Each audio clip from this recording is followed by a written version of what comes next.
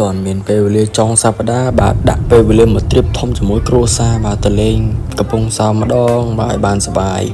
មានច្រៀងខារ៉ាអូខេងើបឡើងមើល sunset ជិះក្លានកាត់ភ្លៀងអីជាដើមបាទ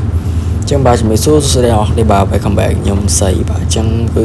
បាយថ្ងៃនេះដែរគឺយើងមានដំណើរកម្សាន្តជុំគ្រួសារជាលក្ខណៈ trip ធំមួយបាទគឺដំណើរកម្សាន្តទៅកាន់ខេត្តព្រះសីហនុបាទ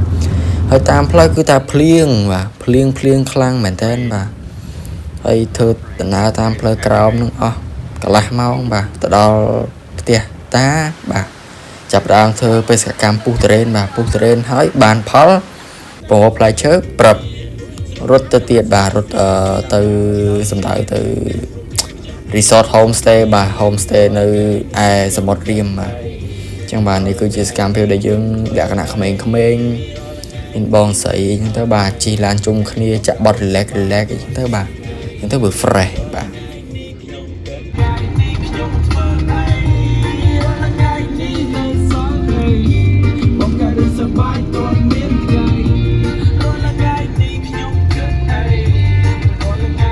បាទនេះដែរក៏ជាទស្សនវិជ្ជាផ្លូវឡើងទៅ resort បាទផ្លូវ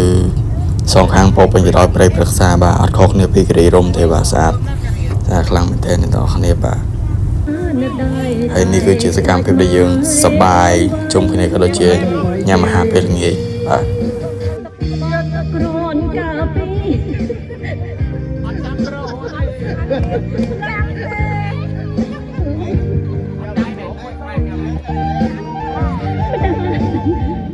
គាត់ចឹងកាន់ប្រ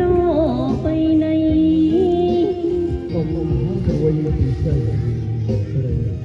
ជាមួយអូ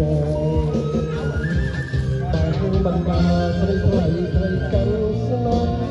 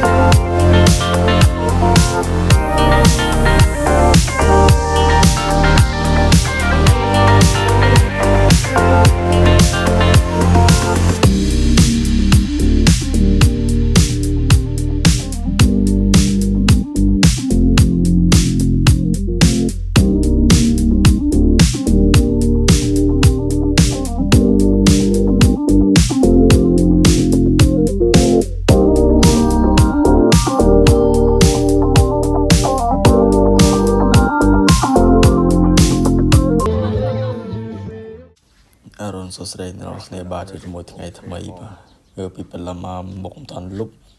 ខ្លួនមិនតាន់ងូតទឹកទេបាទមកមើល sunrise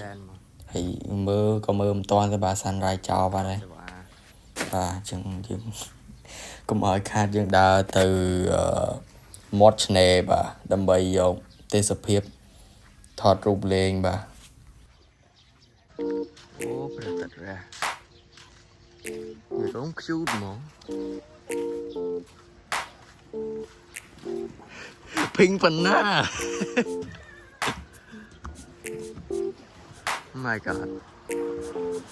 Right, đi set đi rai nè. xaមែនតើមក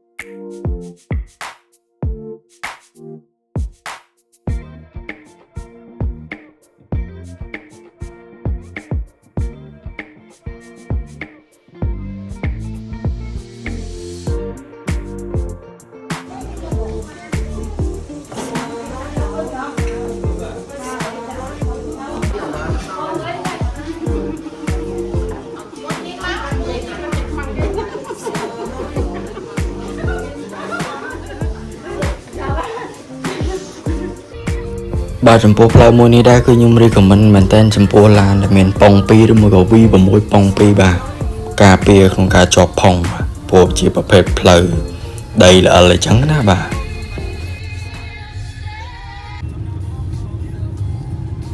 បសកម្មភាពបន្ទាប់គឺយើងធ្វើដំណើរមកថតរូបជុំលើគ្នាជាលក្ខណៈគ្រួសារបាទនៅឯ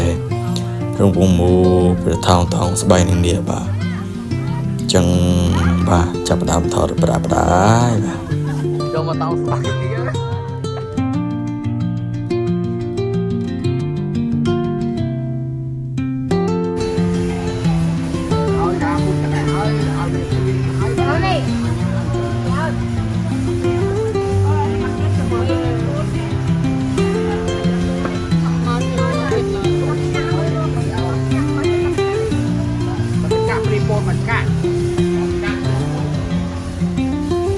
បាទបន្តទៅពីយើងញ៉ាំបាយក៏ដូចជាលេងទឹកអីរួចរាល់ហើយឥឡូវនេះយើងចាប់ផ្ដើមបបាយជួគ្នាទៅផ្ទះរៀងៗខ្លួនបាទតែតាមផ្លូវតែមួយបាទផ្លូវលឿនបាទអញ្ចឹងចេញទៅវិញនេះគឺយើងអូសក្បួនទៅមកបាទដើម្បីសុវត្ថិភាពទាំងអស់គ្នាបាទ